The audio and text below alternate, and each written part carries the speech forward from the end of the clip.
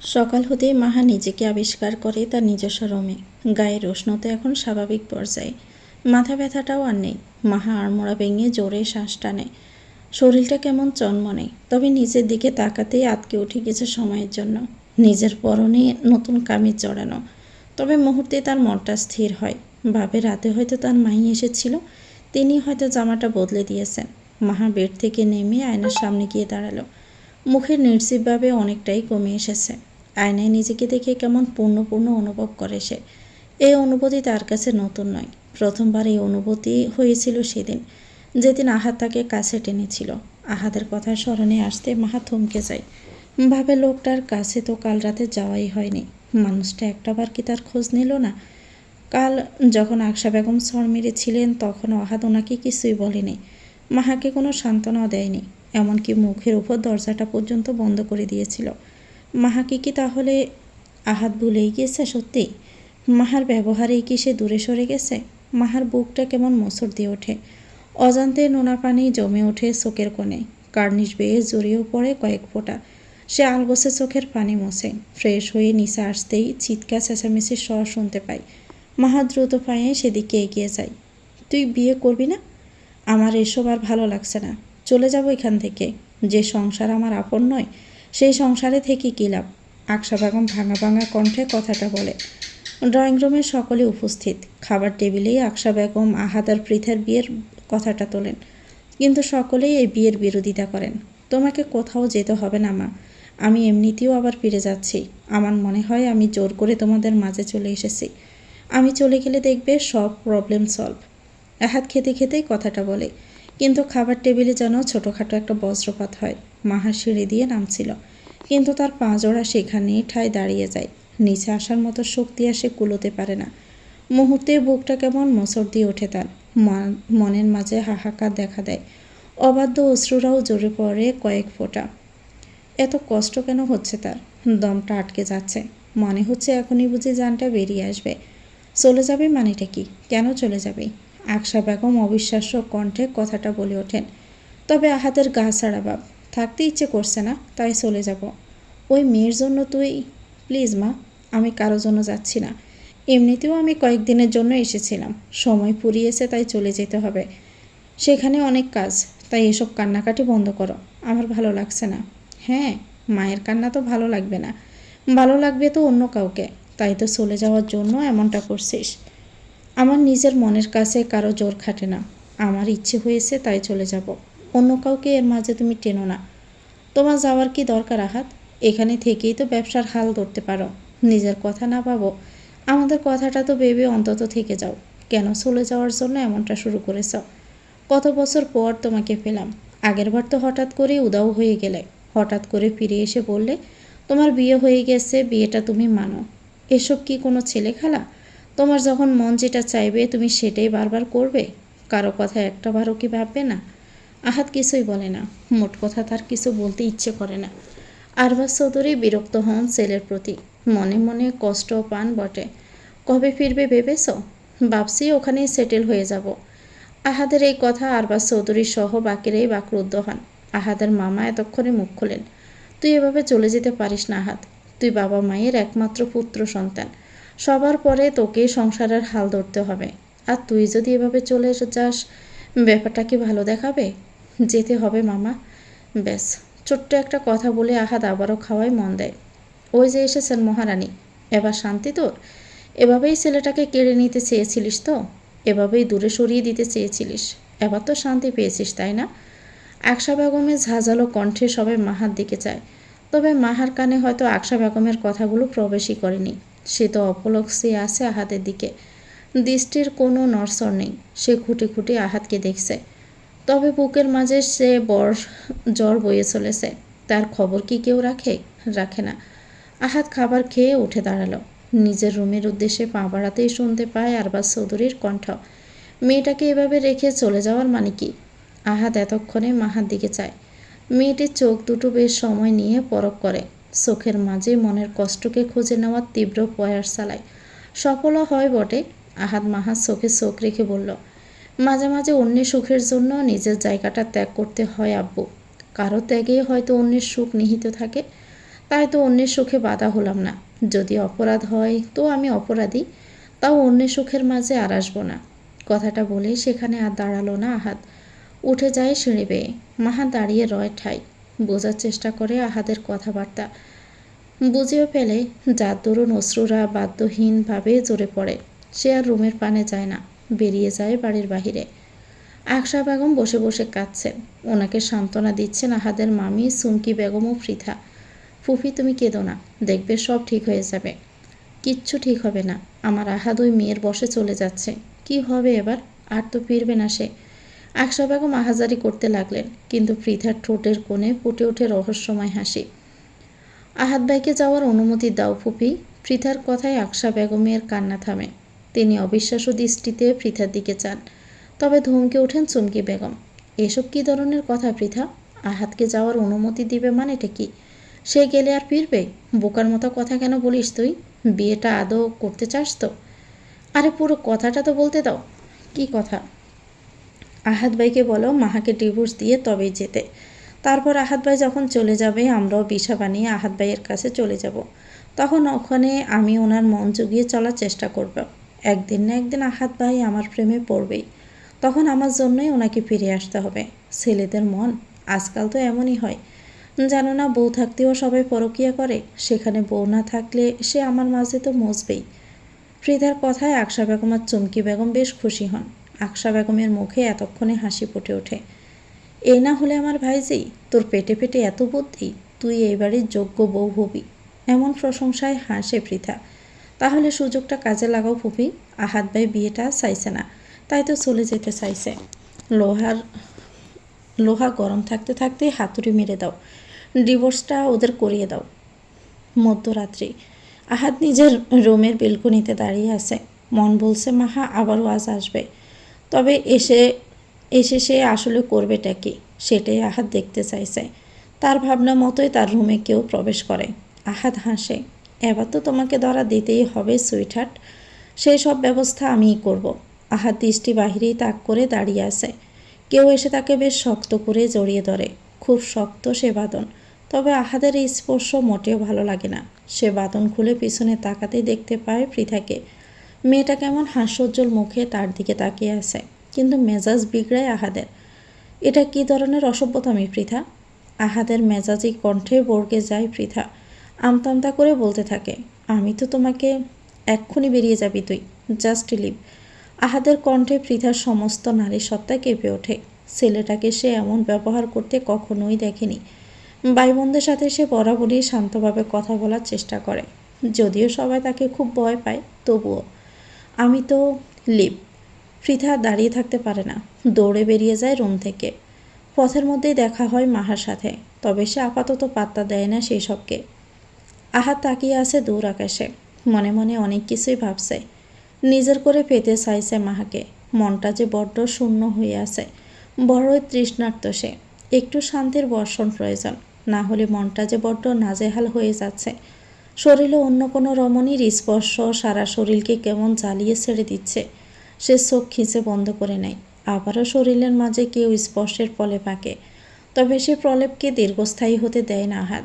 তার আগেই ঝটকা মেরে সরিয়ে দেয় হাত জোড়া। পিছনে না তাকিয়ে বলে, কেন এসেছে সেখানে? বেরিয়ে যা, just leave, I said just leave. Maha কেঁপে উঠে আহাদের এই কণ্ঠে। ভীত হয় মন। আহাদকে সে এমন ব্যবহার কখনই করতে দেখেনি, অন্তত তার সাথে তো নয়। কটু কথার গাতে বেদনায় অক্ষে কোটর ভরে আসে। কয়েক ফোঁটা জড়িয়েও পড়ে, তবে পা বাড়িয়ে পিছিয়ে যায় না, ঠায় দাঁড়িয়ে রয়।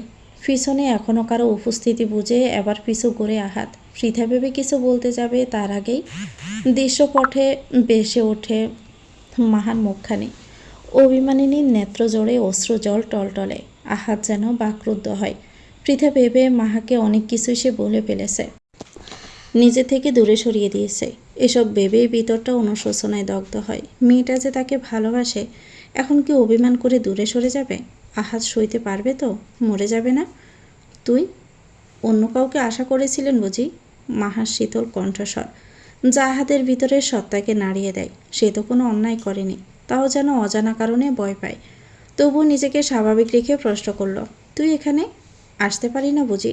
অন্য কেউ আসতে পারে? আহাদ মনে মনে বলে, তুই ছাড়া এই ঘর কেন?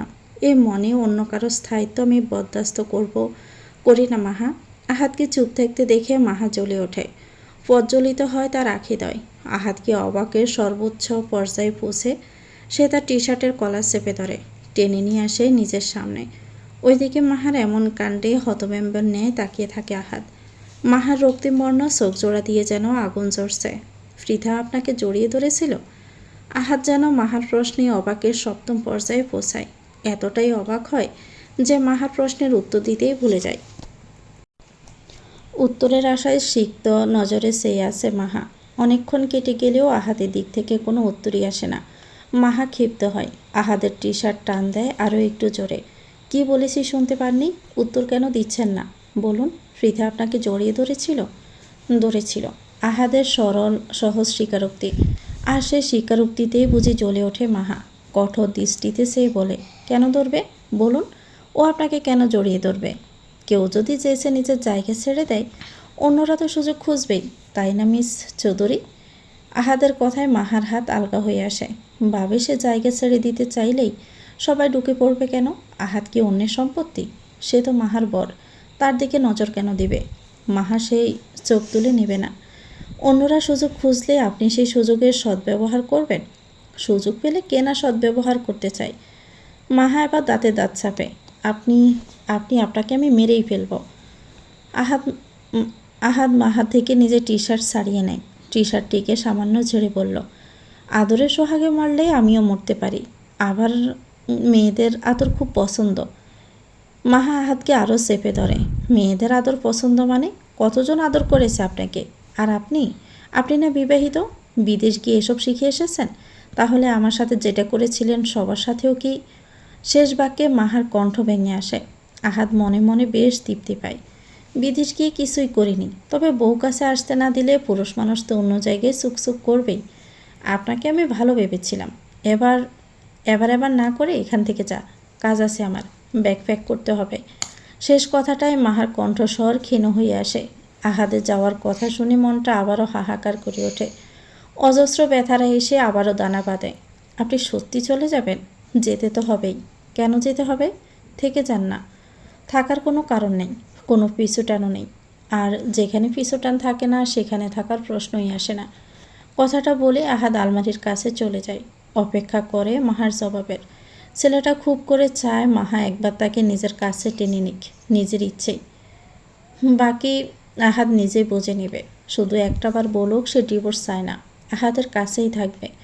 যদিও ইতিমধ্যে আহাদ জেনে গিয়েছে মেয়েটা তাকে খুব ভালোবাসে, হয়তো নিজের চেয়েও বেশি। কিন্তু সে ভালোবাসার স্বীকারোক্তি যে তাকেই করতে হবে। আহাদ আর জোর করবে না, তাকে কাছে ডাকবে না। এতে যদি মেয়েটা সামান্য কষ্ট পায় তাও। মাহা আহাদকে সরিয়ে তার সামনে দাঁড়ায়, ফিট থেকে আলমারিতে। কী সমস্যা তোর? আপনি যাবেন না? তোর কথায়? মাহা উচ্চস্বরে বলল, হ্যাঁ, আমার কথাই। আমি যা বলবো আপনি তাই শুনবেন, বুঝেছেন? মাহার তেজে কণ্ঠে মনে মনে বেশ খুশি হয় আহাদ। মেয়েটাকে এভাবে দেখতেও ভালো লাগে। পুরো একটা ধানি লঙ্কা, মনে হয় টুপ করে গিলে ফেলে তার ঝাঁঝ শুকে নিতে। তুই কোন দেশের মহারানী যে তোর কথা শুনতে হবে? এমন অবস্থায় মাহার কণ্ঠস্বর কিছুটা মিয়ে আসে। আমি কারো হৃদয়ের রানী। শুধুই এখন মানতে চাইছে না সে। তাহলে তো ভালোই, সে কপাল পোড়ার হাত থেকে বেঁচেছে। না হলে দেখা যাবে বাসর শেষে মেয়ে বলবে আমি বিয়েটা মানি না। তার থেকে আগেই মানতে না চাওয়াই ভালো। কথা শোনাচ্ছেন? একদমই না। আমি তো উদাহরণ দিলাম। এবার কৃপা করে আসতে পারেন, আমার অনেক কাজ আছে। যাব না। কি করবেন আপনি? আহাত পোষ করে শ্বাস ছাড়ে। যেখানে ইচ্ছে থাক, আমার সামনে থেকে সর, আমাকে কাজ করতে দে। দেব না। কি করবেন? মারবেন? মারুন দেখি। মেয়েদের গায়ে আমি হাত তুলি না। কত ভালো পুরুষ উনি। সেদিন যে কষিয়ে মারলেন, তার বেলায় চাচাতো বোন অন্যায় করলে মারা যেতেই পারে। কথাটা বলে আহাদ মাহাকে সরিয়ে দিতে চায়। সেই সুযোগে মাহা আহাদের কোমর জড়িয়ে তার বুকে মাথা রাখে।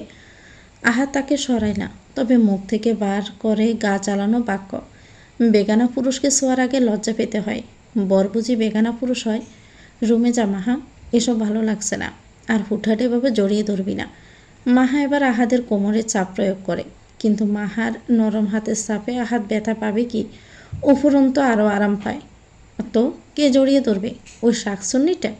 আমাকে কে জড়িয়ে ধরবে না ধরবে তাতে তোর কি? আমার অনেক কিছুই আমার, বুঝেছেন? না, বুঝা এসব কর্মকাণ্ড রেখে বোঝা আমাকে। মাহা এবার আহাতকে ছেড়ে দিতে চায়, কিন্তু আহা সেই হাত চেপে ধরে।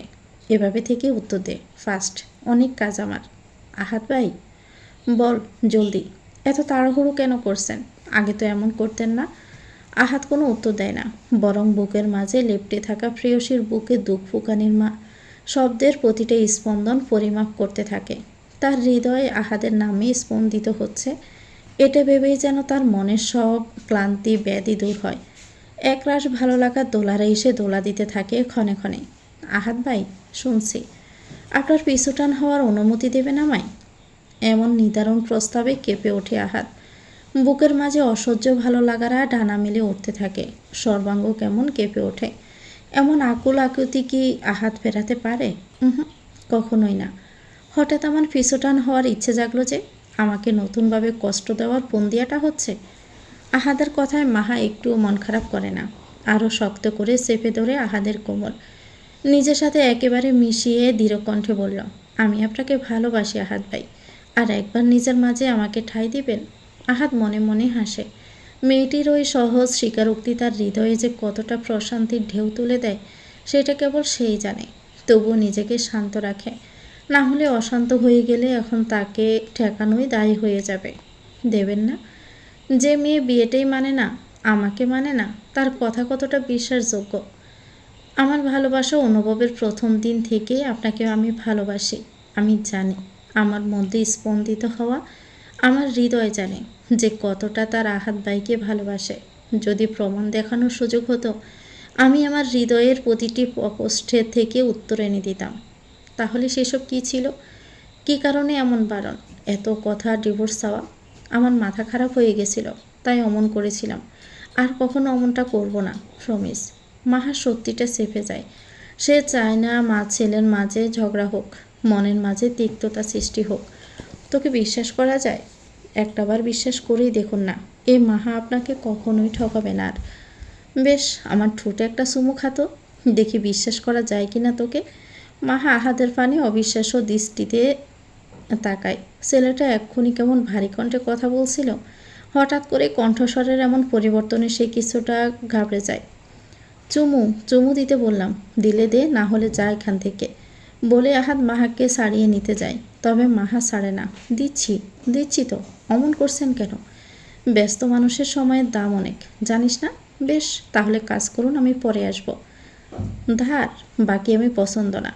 আর যদি নিজেকে আমার কাছে বিশ্বস্ত বানাতে চাস তো এই ছোট্ট কাজটা করতেই হবে। মাহা মনে মনে বিড়বিড়ায়, এটা ছোট্ট কাজ হলো? চুমুর মতো একটা জিনিস, সেটা কিনা আবার ছোট্ট কাজ? কী ভাবছিস? তাহলে কি ভেবে নেব তোর মুখেই সব? না না, দিচ্ছি তো, আপনি আগে চোখ বন্ধ করুন। না, এভাবেই দে। বন্ধ করুন না। আহাত বাধ্য হয়, চোখ বন্ধ করে ফেলে। মাহা ধীরে ধীরে এগোয় তার ঠোঁটের দিকে। যতই এগোতে থাকে ততই যেন তার হৃৎপিণ্ডের গতি বাড়তে থাকে। শেষ মুহূর্তে থেমে মাহা চোখ বন্ধ করে আহাদের ঠোঁটে নিজের ঠোঁট স্পর্শ করে। 1 সেকেন্ডের ব্যবধানে সরে আসতে চেয়েও আর সরে আসতে পারে না। এবার আহাত নিজে তার ঠোঁট জোড়া দখল করে নেয়, মাহার কোমর জড়িয়ে তাকে একদম নিজের সাথে মিশিয়ে নেয়। মাহা এমন স্পর্শে কেমন কেঁপে কেঁপে ওঠে, তবে একটা সময় সায় দিতে থাকে। এমন সময় দরজার কাছে আসে মিশা। নিজের আপন ভাই ও প্রাণপ্রিয় বোনকে এমন অবস্থায় দেখে সে হকচকিয়ে যায়। চোখে হাত দিয়ে আমি কিছু দেখিনি বলে চিৎকার করে দরজা বন্ধ করে চলে যায়। ওদিকে মিশার গলা শুনে লজ্জায় মাহার মরি অবস্থা। লজ্জার তোপে ছাড়িয়ে নিতে চাইলে সব বাদ সাধে আহাদ। আরও শক্ত করে নিজের সাথে মিশিয়ে নেয় মাহাকে, বিচরণ করে অবাধ্য হাতের। ওদিকে আহাদের এমন কাণ্ডে হতবাক মাহা। ভালো রাখার অসহ্য পীড়ায় তার টালমাটাল অবস্থা। দীর্ঘ চুম্বন শেষে আহাদ মাহার কপালে নিজের কপাল ঠেকায়। দুইজনের গাঢ় নিঃশ্বাস পতিত হয় একে অপরের মুখে। কিছুটা হাঁপাতেও থাকে। একটা সময় পর মাহা বলে ওঠে, বললেন না তো পিছুটান করবেন আমায়? আহাদের এই স্বীকারোক্তিতে মাহার নেত্রদয় ভিজে আসে। কয়েক ফোঁটা গড়িয়ে পড়তে গিয়েও পড়তে পারে না। তার আগে সে অশ্রবিন্দুগুলো শুষে নেয় আহাদ। মাহা কেমন কেঁপে ওঠে, ফুপিয়ে কেঁদে ওঠে এবার। স্টপ ক্রাইং সুইটহার্ট, থেকে যান না, আমি সরি তো। আর আপনাকে ছেড়ে যাওয়ার কথা বলবো না। এবারের মতো কি মাফ করে দেওয়া যায় না? নাকি ওই পৃথাকে বিয়ে করবেন বলে ভেবেছেন? এমন যদি হয় তাহলে আমি মরে। মাহা আর কথা শেষ করতে পারল না। তার আগেই একজোড়া উষ্ঠের ছোঁয়া তার উষ্ঠ বিরাজ করতে শুরু করেছে। তবে এবার আহাদ ঠোঁটের উপর চাপ প্রয়োগ করে, যার দরুন ঠোঁট কিছুটা কেটে যায়। আহাদের সমস্ত রাগ সে যুদ্ধের নেয় মাহার ঠোঁটের উপর দিয়েই চালায়। মাহা ব্যথা পেলেও একটা কথাও বলে না, চুপচাপ সয়ে নেয় সবটা। একটা সময় পর আহাদ শান্ত হয়, ছেড়ে দেয় মাহা ওষ্ঠদয়। আর একবার মরার কথা বলবি তো? তোকে আমি নিজ হাতে মারব, তবে অন্যভাবে। তাহলে বলুন, যাবেন না? না গেলে আমার লাভ কী? লাভ আমি কি পাবো? সারা জীবনের জন্য আমাকে পেয়ে যাবেন, তাই? তোকে বিশ্বাস করা যায়? এক্ষুনি তো মত চেঞ্জ করে বসে থাকবি। অয়নকে পেলে তার হাত ধরে প্রেমালাপ শুরু করে দিবি। অয়নের কথা শুনে মাহার মুখটা চুপসে যায়। সে তো অয়নকে কোনোদিন হাতও ধরতে দেয়নি। তবে সেদিন কি দুর্ভাগ্য ছিল যে অয়ন তাকে মানানোর জন্য তার হাত ধরেছিল। আর সেদিনে আহাত সবটা দেখেছিল। আপনি সেদিন যেটা দেখেছিলেন, আমি কোনো কিছুর এক্সপ্লেনেশন শুনতে চাইনি। মাহার মুখটা চুপসে যায়। আহাত সেই দিকে নিজের গম্ভীর দৃষ্টি তাক করে।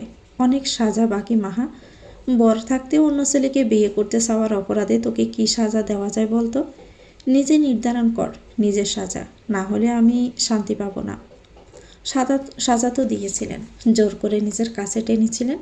মাহা কথাটা বলেই থামে। বাবে আহাদ এবার নিশ্চয় খুব রেগে যাবে। হঠাৎ করে তার এই কথাটা বলা উচিত হয়নি। মুখ ফুসকে বেরিয়ে গেছে। এবার হয়তো আহাদ একটা শক্তপোক্ত স্বর বসিয়ে দিবে, কিংবা শাস্তিস্বরূপ আবারও দূরে সরিয়ে বিদেশ চলে যেতে চাইবে। মাহা এইসব ভেবে শুকনো ডোক গিলে, ওটা আমার অধিকারের মধ্যেই পড়ে। আর তোরও উচিত আমার অধিকারে নিজেকে সামিল করা। করেও ছিলিস, তুই মোটেও অস্বীকার করতে পারবি না। গভীর মুহূর্তে তুই নিজে আমার কাছে নিজেকে সমর্পণ করেছিলিস, তাই তো আমি আরও মত্ত হয়েছিলাম। করিসনি? মাহা মাথা নিচু করে ফেলল। আহাত তার থুতনি ধরে উপরে তোলে।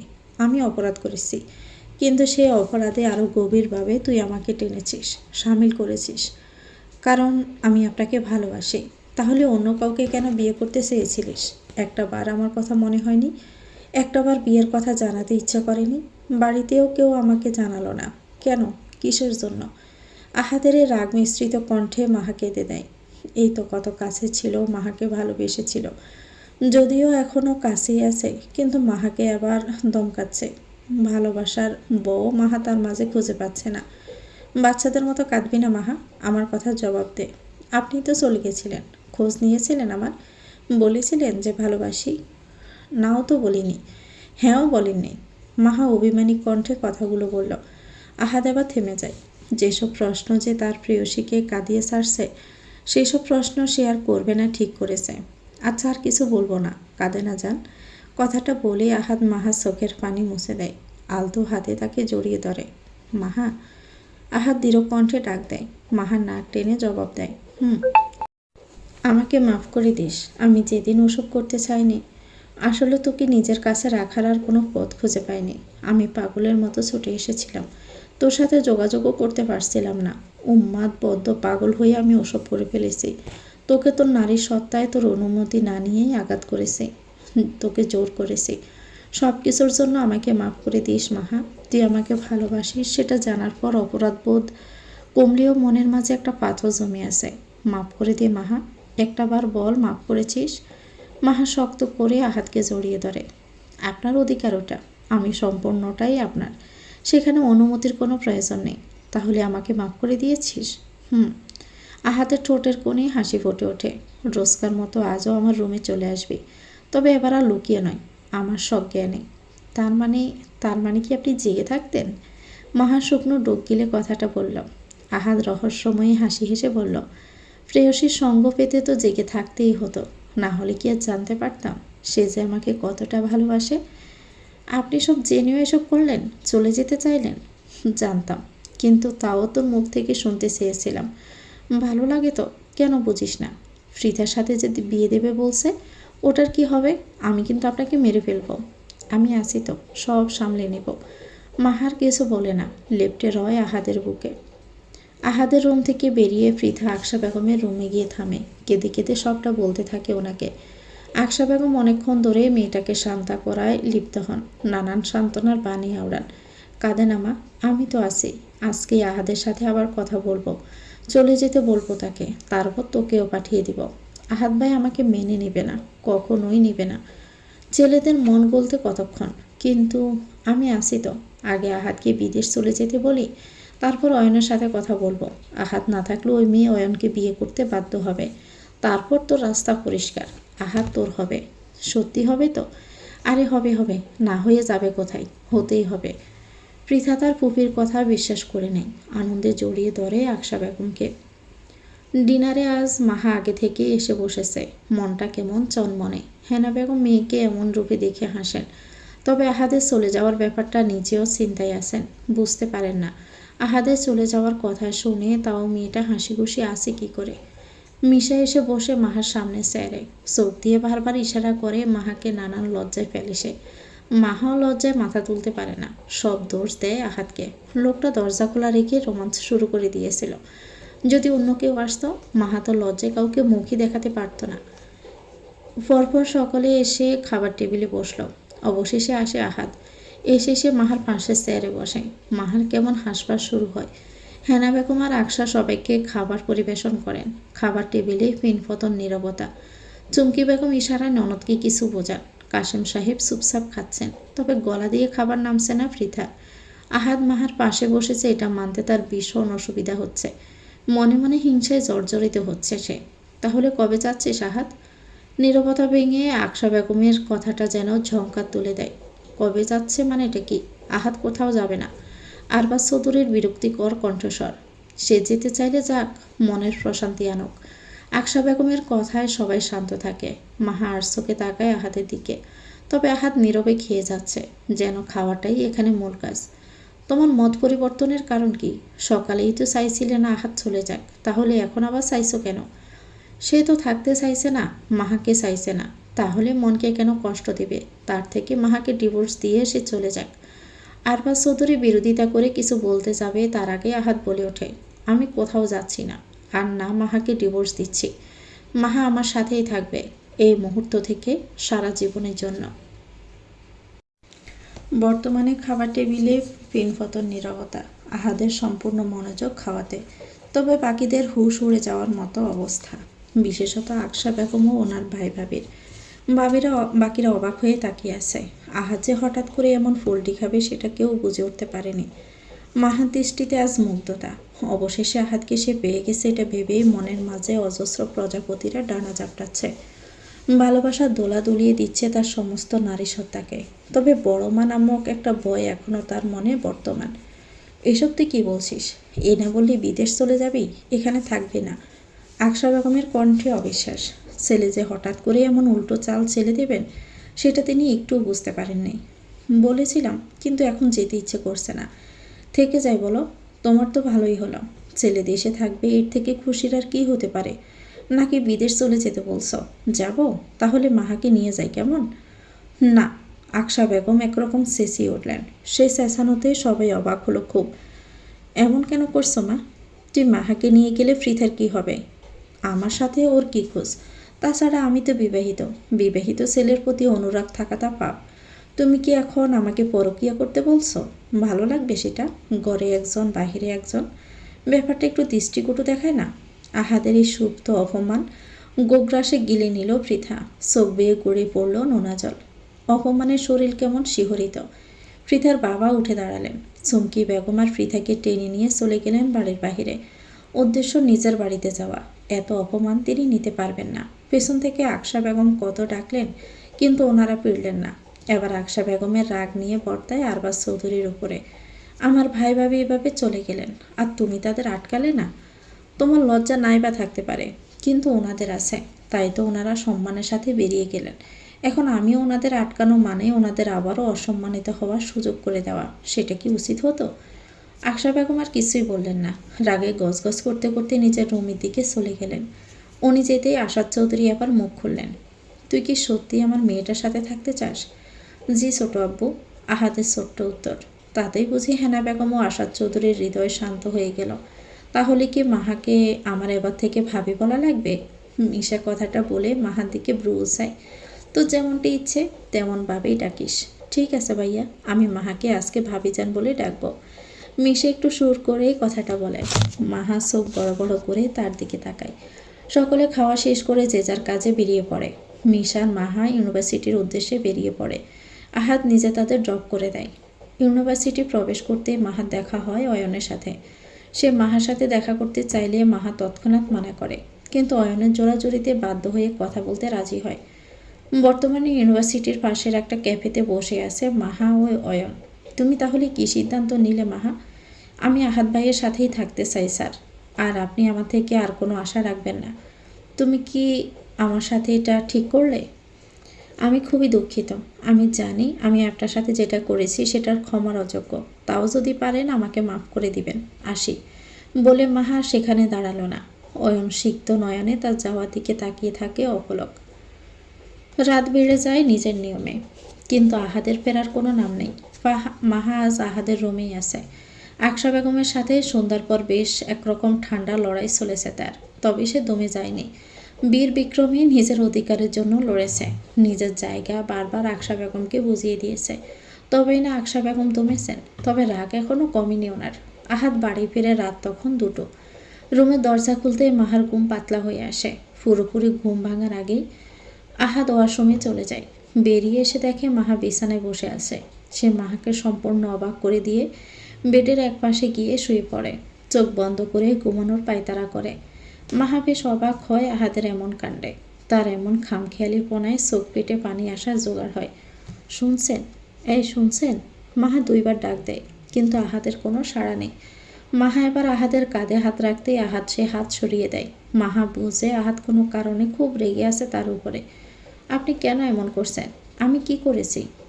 ঘুম পাচ্ছে, ঘুমাতে দে, ডিস্টার্ব করিস না। মাহার চোখ ফেটে অশ্রু নামে। সে ডিস্টার্ব করছে কই? সে কি জিজ্ঞেস করতে পারে না? তার কি অধিকার নেই? আমার সাথে কথা তো বলবেন। কোথায় ছিলেন এতক্ষণ? সেটা তো না জানলেও চলবে। তুই বরং অয়নের খোঁজ নে, কাজে দিবে। মাহা এতক্ষণে বোঝে আহাদের অভিমানের কারণ কি। অশ্রুসিক্ত নয়ন মুছে সে মিটি মিটি হাসে। আমি তো ওনাকে বলেছি আমার সম্পর্কে মনের মাঝে কোনো ভালোবাসা না রাখতে। আমি আপনার সাথে থাকতে চাই, সেটাও বলেছি। এবার আপনি যদি ওনার সাথে কথা বলতে বলেন তো ঠিক আছে, আমি বরং যাই, একটাবার কল করে আসি ওনাকে। কথাটা বলে মাহা মিছামিছি বেড থেকে নামতে যায়, কিন্তু তার আগে আহাদ তাকে বেডের সাথে চেপে ধরে। দাঁতে দাঁত চেপে বলল, তোকে ভালোবাসি বলে বারবার আমাকে কষ্ট দেওয়ার কাজ করবি? অয়নের সাথে কথা বলবি? কেন বলেছি সেটা তো বললাম। রেগে যাচ্ছেন কেন? আমাকে কি বিশ্বাস হয় না? আহাদ ফোঁস করে শ্বাস ছেড়ে ঘুরে শুয়ে পড়ে। মাহার অভিমান জমে। সে আহাদকে পিছন থেকে জড়িয়ে ধরে বলল, এভাবে মুখ ঘুরিয়ে থাকলে কিন্তু আমি নিজের রুমে চলে যাব। যা দেখি ঠ্যাং ভেঙে রেখে দেবো না। তাহলে একটু ভালোবাসুন না, এমন করছেন কেন? চুপ করে আসি বলে ভালো লাগছে না? মোড এসে গেলে কিন্তু সারা রাতেও ছাড় পাবি না। সামলাতে পারবি তখন? মাহা কিছুই বলে না, তবে আরও শক্ত হাতে আহাদকে জড়িয়ে ধরে। আপনার সব অভিমান আজ ভেঙে দিন। আপনাকে ভালোবাসি সেটা বিশ্বাস করাতে নিজ হাতে আপনার কাছে নিজেকে সঁপে দিব। আপনার সব অভিমান আজ ভালোবেসে ভেঙে দিব। আপনি আপনি মুখ ঘুরিয়ে থাকবেন না। আহাদ ঘুরে মাহাকে শুইয়ে দেয়। নিজে তার উপর আধশোয়া হয়ে বলল, পরে ছেড়ে দিন করবি না তো? তুই নিজে থেকে ধরা দিচ্ছিস। আমি কিন্তু মোটেও ভদ্র হব না। অভদ্রতমের চরম পর্যায়ে পৌঁছে যাব আজ। সইতে পারবি তো? সয়ে নেব। ব্যাস। মাহার বলতে দেরি আর আহাদের তাকে ভালোবাসায় সিক্ত করতে দেরি হয় না। আহাদ যেন নিজের মাঝে নেই আজ। বড্ড উন্মাদ সে। আর সেই উন্মাদের প্রতিটি গাঢ় স্পর্শ, প্রতিটি ভালোবাসার আদর মাহা চুপচাপ সয়ে নিচ্ছে। আনন্দের অশ্রুতে সিক্ত হচ্ছে তার চোখ জোড়া। তবুও আহাদ তাকে মোটেও ছাড় দিচ্ছে না। এতদিনে জমে থাকা কষ্ট, দুঃখ, যন্ত্রণা সব ভালোবেসে উপড়ে দিচ্ছে। রচিত হচ্ছে ভালোবাসার এক গভীর উপাখ্যান। You are mind sweetheart. আমার ভালোবাসার আদরে তোকে এমনভাবে বেঁধে রাখবো, কখনো ছাড়া পাওয়ার কথা মাথাতেও আনতে পারবি না। আমি ছাড়াতে চাইও না। Love me Ahad. Love as match as I can forget my self. সময় চলে যায় ঝড়ের গতিতে। মাহা আর আহাদের ক্ষেত্রেও তাই হলো। আজ তাদের একত্রে থাকার 1 মাস পূর্ণ হলো। এই খুশিতে মাহা সেজেগুজে বসে আছে নিজেদের রুমে। আহাদের অপেক্ষায় অপেক্ষারত সে। ঘড়ির কাঁটা পৌঁছায় একটাই। বাড়ির সবাই গেছে দূর সম্পর্কের এক আত্মীয়র বিয়েতে। আহাদ যায়নি বলে মাহাও আজ যায়নি। তবে এত রাতেও আহাত ফিরে না আসায় সে একটু চিন্তিত হয়, সঙ্গে ভয়ও পায়। পুরো বাড়িতে সে একা। বাহিরে একটু জ্বরও উঠেছে বোধ হয়, তবে রুমের মধ্যে গুমট গরম। মাহা ভাবে একটু ছাদ থেকে ঘুরে আসবে, এত গরমে নাজেহাল সে। যে বাবা সেই কাজ। মাহা ছাদে চলে যায়। গুড়ি গুড়ি বৃষ্টি পড়ছে তখন। মাহা ছাদ থেকেই দেখতে পায় আহাত ফিরেছে। হালকা করে ডাক দেয়। আহাত সেই ডাক শুনে তাকায় ছাদের দিকে। ব্রো কুঁচকে আসে তার। দৃষ্টিতে বোঝায় এই বৃষ্টির মাঝে মাহার ছাদে যাওয়াটা মোটেও পছন্দ হয়নি তার। সে বাড়িতে ঢুকে নিজের রুমে যায় না, সোজা পৌঁছে যায় ছাদে। ছাদে পৌঁছাতে তার হৃদস্পন্দন বুঝি কিছু সময়ের জন্যই থমকে যায়। লাল শাড়িতে তার শুভ্র পরী কেমন নিচে নিচে সারা ছাদে বিচরণ করছে। আহাদের লোভ হয়, মেয়েটিকে এই মুহূর্তে নিজের মাঝে ফিসে ফেলতে ইচ্ছে করে। সে দৃঢ় পায়ে এগিয়ে যায় মাহার দিকে। মাহা আহাদের উপস্থিতি খুব সহজেই বুঝে ফেলে। ঠোঁটের কোণে হাসি ঝুলিয়ে পিছু ফিরতে আহাদ একটানে তাকে নিজের সাথে মিশিয়ে নেয়, আবদ্ধ করে বক্ষ মাজারে। এভাবে সে যে আমাকে মেরে ফেলতে চাইছিস? দিনরাত তোর প্রেমে 1000 বার করে খুন হচ্ছে, তাও তোর মায়া হয় না? মেরে ফেলবো না, বরং নিজেকে আপনার ভালোবাসার চাদরে আষ্টে পিষ্টে জড়িয়ে নিব। আমি তো জড়িয়েই আছি, নিজের সম্পূর্ণ অস্তিত্বে মিশিয়ে নিয়েছি তোকে। আর কি চাই? আপনাকে, আপনাকে, আপনাকে। আমার এই পাগলামিতে শুধু আপনাকেই চাই, সারা জীবন, প্রতিটি ক্ষণে। আহাদ হাসে মেয়েটির এমন স্বীকারোক্তিতে। এই কয়েকদিনে মেয়েটি তার মাঝে নিজেকে এমনভাবে জড়িয়ে নিয়েছে। আহাদ একটু ব্যস্ত হলেও সে কষ্ট পায়, সঙ্গ চায় আহাদের।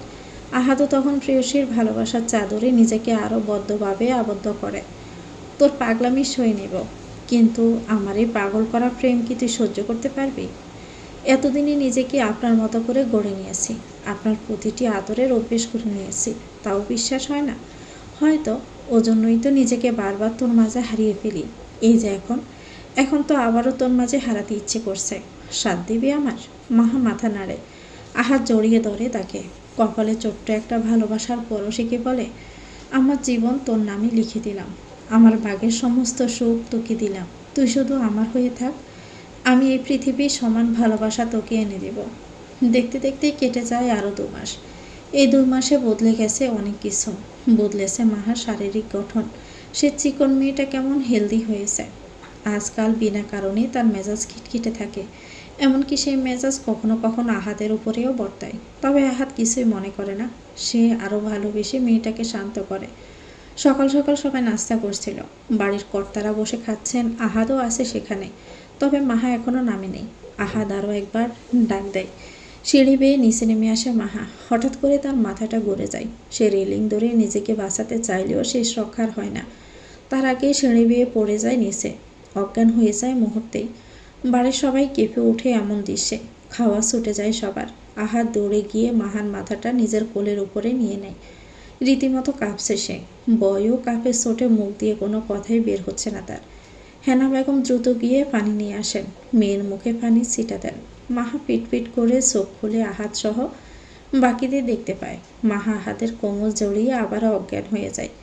সকলেই পড়ে বিপাকে। আহাদ তাড়াতাড়ি বাড়িতে ডক্টর নিয়ে আসেন। মাহাকে ড্রয়িং রুমে সোফায় শুইয়ে রাখা হয়েছে। ডক্টর বেশ অনেকক্ষণ ধরে চেক করছেন, তবে মুখে কিছুই বলছেন না। এতে সবাই আরও বেশি ভয় পাচ্ছে। আকশা বেগম ভয় না পেলেও খুশি হননি মাহার এই অবস্থায়। বরং আজকাল ছেলের প্রতি মাহার এই ভালোবাসা দেখে তিনি আস্তে আস্তে মাহার প্রতি নরম হচ্ছেন। কি হয়েছে মাহার? আপনি কিছু বলছেন না কেন? আহাদের বয়ার্ত বিরক্তিকর কণ্ঠস্বর। ডক্টর ফেরেন আহাদের দিকে। আপনি পেশেন্টের কি হন? আমি ওর হাজব্যান্ড। ডক্টরের মুখে হাসি ফুটে ওঠে। সেই হাসিতে মেজাজ বিগড়ে যায় আহাদের। আমার ওয়াইফ অসুস্থ আর আপনি হাসছেন? এই ডক্টর, আপনি শুধু রোগী দেখা কাজ, কোনো সহানুভূতি নেই কি আপনার? আহাদের কথায় ডক্টর মোটেও রাগ করে না, বরং ওনার মুখে হাসি আরও চড়া হয়। আমি এখন যেটা বলতে চাচ্ছি সেটা শুনে আপনিও হাসবেন। মাহা অসুস্থ আর আমি হাসব? How ridiculous! ডক্টর এবারেও হাসেন। মিষ্টি আনেন মিস্টার চৌধুরী, আপনি বাবা হতে যাচ্ছেন। কথাটা বোধ হয় আহাদ ঠিকঠাক শুনতে পায়নি। সে অবাক দৃষ্টিতে চায় আহাদের ডক্টরের দিকে। বাকিরা আলহামদুলিল্লাহ বলে ওঠেন। আকশা বেগমের চোখও চিকচিক করে ওঠে। এতদিনে জমে থাকা রাগ বুঝি পুরো গলে জল। তার আহাদের সন্তান আসবে, তার ছোট্ট নাতি নাতনি হবে, এটা ভেবেই তিনি আনন্দে লাফিয়ে উঠতে যান। তবে বাহিরে তা প্রকাশ করেন না, সোজা চলে যান রান্নাঘরে। আহাদও তখন হতবুদ্ধির ন্যায় তাকিয়ে। আরবাজ চৌধুরী ও আশাদ চৌধুরী একে অন্যকে জড়িয়ে ধরেন। আজ যে খুশির দিন, ওনারা দাদা নানা হতে যাচ্ছেন। এই বাড়িতে প্রথম সন্তান আসবে, এর থেকে বড় খুশির আর কি হতে পারে? কি বললেন আপনি? আহাদের কণ্ঠে অবিশ্বাস্য। যেটা আপনি শুনলেন, আপনি বাবা হতে যাচ্ছেন। আহাদ এবার যেন হুঁশ ফিরে পায়, মাহার দিকে ফিরিয়ে তৃপ্তির হাসি দেয়। Thank you doctor, thank you so much. Doctor অমায়িক হেসে বলল, ডক্টর হচ্ছেন আপনি আর ধন্যবাদ দিচ্ছেন আমাকে? ধন্যবাদ তো দেবেই। আপনি এত ভালো একটা খবর দিলেন যে। নিন মিষ্টি খান। আকশা বেগমের কথায় সবাই অবাক দৃষ্টিতে ওনার দিকে চায়। আকশা বেগমের ঠোঁটের কোণে চওড়া হাসি। তিনি ডক্টরের দিকে মিষ্টি এগিয়ে দেন। ডক্টর সানন্দে সেটা গ্রহণ করেন। মুহূর্তে পরিবেশ আনন্দময় হয়ে ওঠে। মাহার শরীর দুর্বল, তাই এখনও জ্ঞান ফিরেনি, তবে ফিরে আসবে। আহাদ ওকে কোলে তুলে নিজ রুমে নিয়ে যায়। বাড়ির সবাই তাদেরকে একলা ছেড়ে দেন। মিনিট 10 পরে ধীরে ধীরে চোখ খুলল মাহা। আহাদকে নিজ শিওরে বসে থাকতে দেখে আলতো হাসে। শুনছেন? মৃদু দিন কণ্ঠে আহাদ তাকায়। মাহার কপালে এঁকে দেয় গাঢ় চুমো। বেশ সময় নিয়েই ছাড়ে সে। মাহা চোখ বন্ধ করে সবটা অনুভব করে। তারপর ধীর কণ্ঠে বলল, কি হয়েছে আমার? জানিস না বুঝি? আমাকে বুঝি বলতে নেই? মাহা ভাবে কিছুক্ষণ, তারপর তার দুচোখ সিকসিক করে ওঠে। অবিশ্বাস্য স্বরে বলল, আমি প্রেগনেন্ট? আহাদ হ্যাঁ সূচক মাথা নাড়ায়। খুশিতে মাহার চোখ বেয়ে অশ্রু নামে। আমি সত্যি প্রেগনেন্ট? আমার তো বিশ্বাসই হচ্ছে না। তুই কিছু বুঝিসনি? ভাবছিলাম এমন কিছু, তবে শিওর ছিলাম না। আপনাকেও জানাবো ভেবেছিলাম। আহাদ মাহার ঠোঁটে আলতো করে চুমু খেয়ে বলল, থ্যাংক ইউ মাহা, আমার জীবনকে এতটা রঙিন বানানোর জন্য। আমার জীবনে আসার জন্য ধন্যবাদ আহাদ ভাই। এখনও ভাই? আমার বাচ্চাগুলোকে কি মামা ডাক শোনানোর ইচ্ছে আছে তোর? মাহা হাসে, দুটো হাত বাড়িয়ে দিয়ে বলল, আমাকে একটু বুকের মাঝে নিন না। কেমন একটা সুখ সুখ অনুভূতি হচ্ছে। আমার জীবনের এই সুখ আমি আপনার সাথে ভাগ করে নিতে চাই। আহাদ মাহার পাশেই শুয়ে পড়ে, তাকে আগলে নেয় বুকের মাঝে। আমরা এভাবেই সারাটা জীবন কাটিয়ে দিব মাহা। দেখবি আমাদের একটা সুখী পরিবার হবে, যেখানে থাকবো আমি, তুই আর আমার সন্তানেরা। দারুণ হবে না বল? একেবারে ফার্স্ট ক্লাস। আহাদ হাসে, বুকের মাঝে আরও লেপ্টে নেয় নিজস্ব রমণীকে।